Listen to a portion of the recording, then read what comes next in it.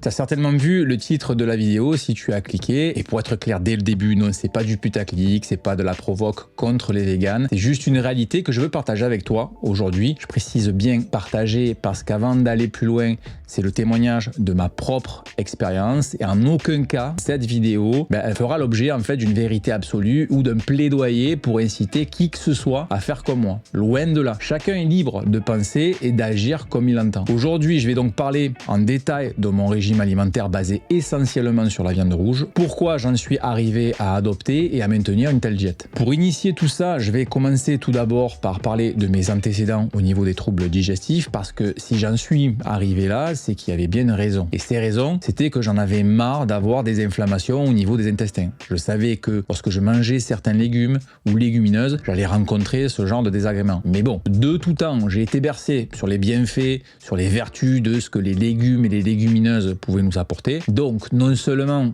j'adorais ça, mais en plus, c'était censé être bon pour la santé. Et oui, d'ailleurs, j'adorais et j'adore toujours les légumes. Et c'est pas du tout parce que ça me plaisait pas que je les ai zappés de mon alimentation aujourd'hui. Quand je dis totalement zappé, c'est faux, puisqu'il m'arrive exceptionnellement de manger des plats que j'adore, comme des aubergines à la parmesane, de la soupe au pistou et bien d'autres plats. Mais pour revenir à mes problèmes intestinaux, en fait, pendant des années, j'avais pris ces troubles-là comme quelque chose avec lequel je devais vivre, mais j'avais tort, c'est pas normal. Il fallait bien faire le constat et me rendre à l'évidence que la plupart des légumes étaient plus une source de problème pour moi qu'une source de bien-être. Donc, première étape logique pour résoudre un problème d'ordre médical, je consulte. Je me rends donc chez un spécialiste, un gastro-entérologue plus précisément. Je lui fais part de mes soucis, il me pose diverses questions, il me propose de faire fibroscopie et coloscopie, chose que j'accepte. Ces examens ne vont rien révéler de concluant, si ce n'est une ébauche d'hernie hiatale et mon intestin grêle légèrement enflammé, mais vraiment rien qui puisse réellement fonder une quelconque hypothèse sur mes troubles. Néanmoins, au sorti de cet examen, quelques conseils m'ont été prodigués sur, par exemple, la consommation de produits laitiers, produits contenant du gluten, essayer de manger certains légumes selon une préparation bien spécifique pour atténuer leur côté indigeste. Bref,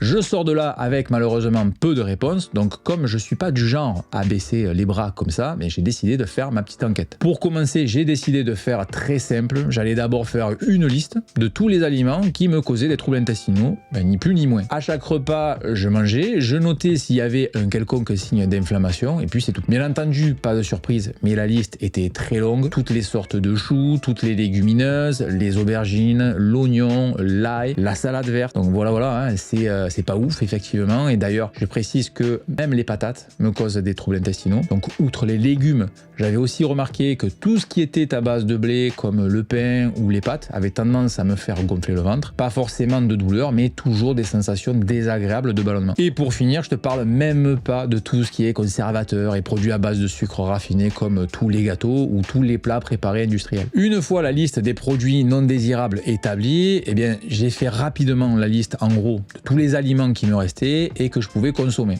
Donc quasiment tous les fruits, même si j'ai quelques soucis avec les bananes. En légumes, il me reste courgettes, concombres et les carottes. Il y a aussi les œufs, le riz, les viandes et le poisson. Désormais, je sais ce qu'il faut absolument éviter de manger si je souhaite me débarrasser de mes troubles intestinaux. Ça, c'est ok. Mais comment je vais m'y prendre maintenant? Parce que tout est remis en question pour moi. Manger sans légumes, manger sans fibres, sans cette source de vitamines et de minéraux, comment je vais m'y prendre? Est-ce que je vais pas faire face à des carences? Est-ce que je vais pouvoir aller aux toilettes normalement? Ben ouais, ça semble très con et ça peut faire sourire dit comme ça, mais sans être un expert en la matière, j'ai mes connaissances de base en nutrition et j'ai appris que s'il y a peu de fibres dans ton alimentation, ça va pas être foufou pour aller régulièrement aux toilettes. Donc voilà où j'en suis réellement. C'est donc l'heure de se rencarder et faire mes propres recherches sur des personnes qui seraient éventuellement touchées par les mêmes symptômes que les miens, et sans être vraiment surpris, j'ai vu que j'étais très loin d'être un cas isolé. Je tombe très rapidement sur le terme de FODMAP. Alors sans entrer dans les détails bien détaillés, il s'agit d'un groupe de molécules d'hydrate de carbone, qu'on va appeler tout simplement sucre, qu'on retrouve dans la bouffe de tous les jours. Mais il faut savoir que de nombreuses personnes sont intolérantes à ces sucres et les digèrent mal. En fait, les bactéries présentes dans nos intestins vont entraîner un processus de fermentation qui produisent du liquide et des gaz qui eux-mêmes vont dilater les intestins. Alors, chez certains individus comme moi, eh bien, cette réaction est exagérée et va créer des troubles intestinaux. Donc voilà un peu pour l'explication très simplifiée. Ensuite, quand je fais la liste des aliments riches et pauvres en FODMAP, il y a certaines indications un petit peu paradoxales pour moi. Exemple, un des aliments qualifiés en haute teneur à FODMAP, comme les betteraves, ne me pose aucun trouble digestif et contrairement aux poivrons ou à la pomme de terre, qui eux sont des aliments à teneur faible. Pas comprendre. Donc là, moi je comprends qu'il se passe certainement quelque chose avec mes intestins, qu'il y a des intolérances, mais je peux pas affirmer du coup qu'il s'agit exactement du même syndrome évoqué juste avant. Il y a donc une grande variété de légumes que je ne tolère pas, et si j'en mange plus quotidiennement comme je pouvais le faire, comment je vais pouvoir m'approvisionner pour ne pas être carencé en fibres, en vitamines et en minéraux? Et c'est finalement à partir de ce moment-là que je vais découvrir de nombreuses informations tout aussi pertinentes les unes que les autres, qui vont me forcer à revisiter, à repenser le dogme de l'alimentation tel qu'on nous le présente depuis qu'on est né. La question qui va suivre a été pour moi très simple et brutale, mais tellement logique et parlante. Comment font les populations inuites ou vivant dans les pays très froids comme dans les régions des Yakouties en Russie pour manger des fibres et des vitamines alors qu'ils ne mangent essentiellement que de la viande et des poissons gras? Comme dirait Denis, ben ouais, comment j'ai jamais pu me poser la question avant? C'est fou ça. Les mecs, ils bouffent du poisson et de la viande 365 jours par an et personne vient leur dire, les gars, attention, pas assez de fibres dans votre alimentation, vous allez chier des parpaings de vin, ça va vous faire vraiment bizarre. Et là en fait, parce que les gars, ils ont un transit qui fonctionne super bien, tellement bien que ça peut mettre très rapidement les recommandations de l'OMS en PLS. Je suis tombé par la suite sur une vidéo d'un entretien avec Frédéric Delavier où il avançait quelque chose de très pertinent. C'est que nous héritons d'un patrimoine génétique avec toutes les adaptations que nos ancêtres ont pu assimiler au cours des siècles, et du coup, ça vaut aussi pour le système digestif. Tu fais venir un Inuit bouffer de la salade et des légumes tous les jours, du jour au lendemain, donne pas trop cher de sa peau. Du coup, je me dis, ok, on va chercher des papiers, de la documentation sur le régime carnivore, ses avantages, ses inconvénients. Bien sûr, comme je le savais déjà, je tombe sur la plupart des informations qui affirment que les risques de cancer du côlon sont élevés lorsque l'on consomme trop de viande rouge. Il y aura aussi des risques d'inflammation chronique, des problèmes de constipation, des risques liés aux reins. Bref, je connaissais la plupart de ces infos, mais je sais que le régime carnivore existe et de nombreuses personnes le pratiquent depuis des années. Lors de mes recherches, je tombe rapidement sur le livre du Dr Shawn Baker. Malheureusement, il n'est disponible qu'en anglais, mais j'ai laissé néanmoins un lien qui te conduira vers un résumé ultra détaillé. Je peux te dire que le contenu de ce livre est extrêmement riche et pertinent à mes yeux. Ce gars est à la base un sportif assidu, qui a toujours été passionné par la science du sport et notamment celle de la nutrition. Il a exploré le régime cétogène en l'expérimentant sur lui-même et en le promouvant auprès de ses patients. Mais d'un autre côté, il est devenu un docteur controversé dans la profession et s'est vu même retirer son droit d'exercer en 2017 car ses méthodes peu conventionnelles n'allaient pas forcément dans le sens des lobbies pharmaceutiques. Donc bref, ça c'est un autre sujet. Et puis je suis tombé sur le docteur Anthony Chaffee qui est neurologue, qui lui aussi pratique le régime carnivore depuis 2 décennies maintenant et il partage son expérience et les connaissances qu'il a accumulées au fil de ses années. Et si tu cherches des informations sur lui, c'est pas ce qu'il manque. Il a même sa propre chaîne YouTube. Je te laisse néanmoins un lien intéressant d'une interview qu'il a faite sur la chaîne de Jack Van Bergen et qui est sous-titrée en français. Je vais pas énumérer en détail leur point de vue parce que ça prendrait beaucoup trop de temps. Par contre, j'invite fortement ceux qui sont curieux à aller chercher du contenu les concernant parce que là, je vais juste mettre en avant les principaux arguments de ce qu'ils défendent. Donc d'après eux, l'homme aurait essentiellement besoin de protéines et de lipides pour survivre. Il peut néanmoins manger du fruit, mais tout ce qui est légumes, graines, leurs produits dérivés comme les huiles ainsi que le sucre raffiné sont à proscrire. Ils remettent clairement en question les études prouvant les risques élevés de maladies cardiovasculaires dues à une surconsommation de viande rouge et pointent du doigt le lobby de l'industrie du sucre qui rapporte 1,3 milliard de dollars par an, rien qu'aux États-Unis. Avant de poursuivre, je tiens de nouveau quand même à préciser que je parle de mon expérience pour chercher des solutions à mes problèmes liés à la digestion. En aucun cas, je veux faire la promotion du régime carnivore et en aucun cas, je dirais que c'est la recette miracle qu'il faut suivre. Après avoir récolté toutes ces informations sur le régime carnivore et découvert l'envers du décor de comment nous avons été formatés à penser et pratiquer l'alimentation, je me suis dit, bon allez, on va essayer. J'ai eu tellement de témoignages incroyables sur comment un tel régime a pu changer la vie de certaines personnes atteintes de maladies chroniques que ça m'a réellement motivé pour m'y mettre. Que ce soit le docteur Baker ou que ce soit le docteur Chaffee, chacun dans leur témoignage précise qu'il n'est pas une obligation de pratiquer un régime 100% à base de viande.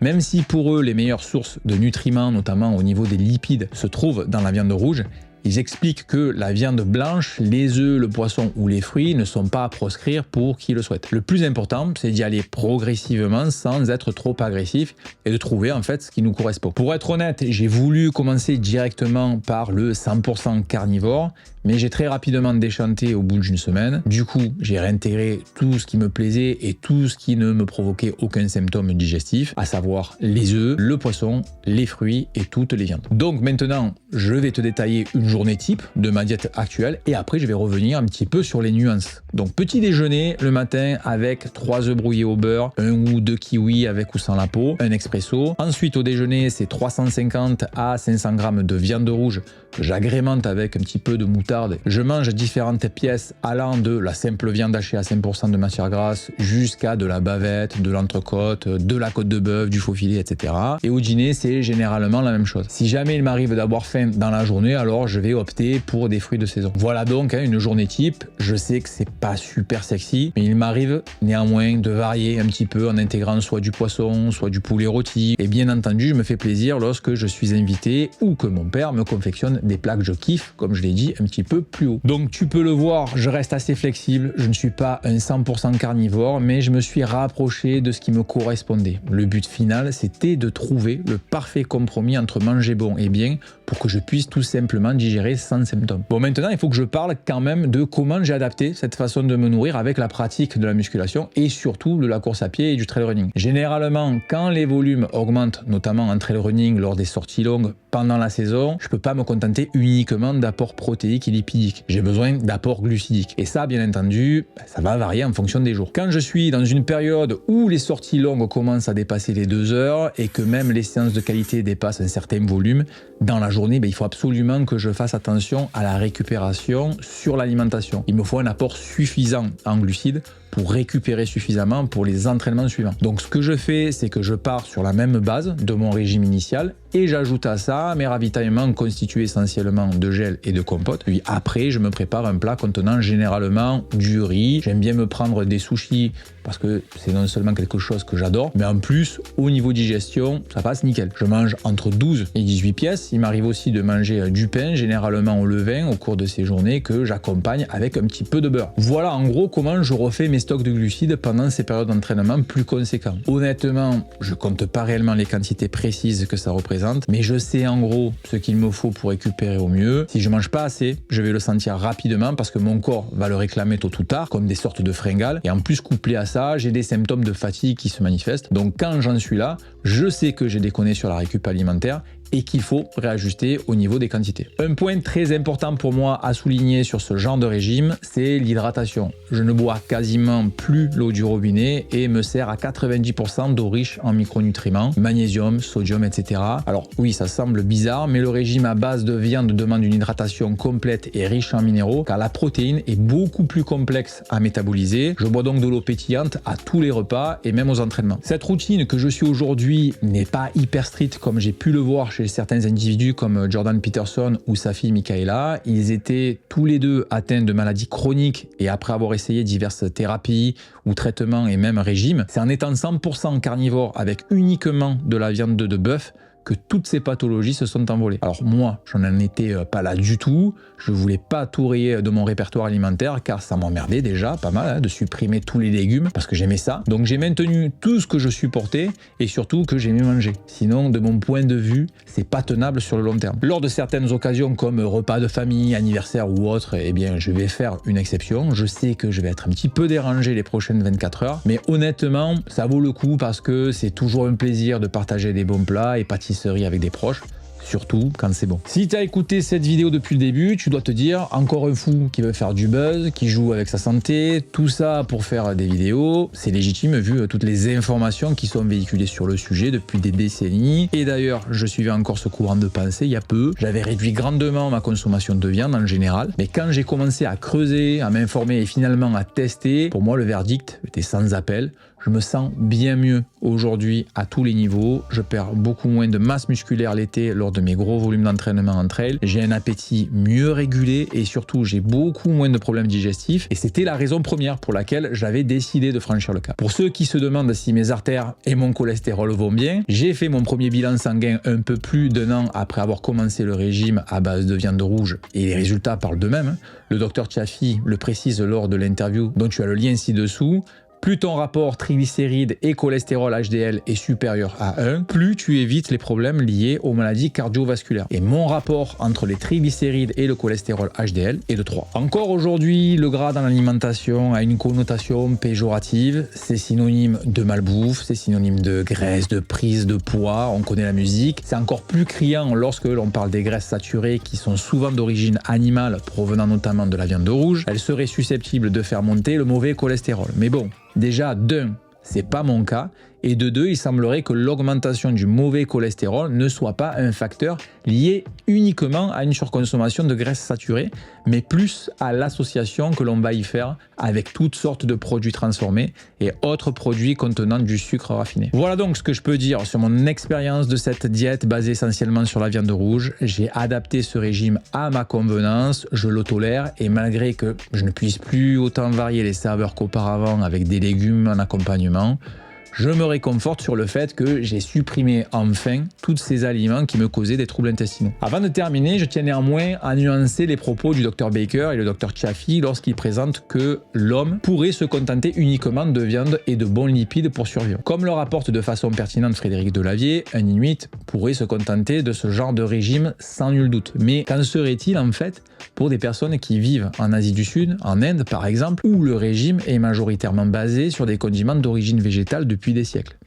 C'est difficile à dire. Je me doute que cette vidéo va susciter pas mal d'interrogations, mais pour ça, il y a l'espace commentaire. Donc à partir du moment où ça reste argumenté, constructif, j'échangerai sans l'ombre d'un problème. Je ne manquerai pas de faire aussi des petits updates via des shorts ou des réels, si bien sûr d'ici là, je canne pas d'un infarctus ou d'un cancer du côlon. Tu peux me joindre sur les réseaux sociaux, liker la vidéo si ça t'a plu, tu peux t'abonner à la chaîne YouTube pour être tenu informé des prochaines vidéos qui seront postées. Donc comme je le disais, rejoins-moi sur les réseaux sociaux, il y a Facebook, il y a Instagram, il y a même TikTok, il y a Strava pour le contenu des séances. On se dit à très vite pour de prochaines vidéos. D'ici là, salut, ciao.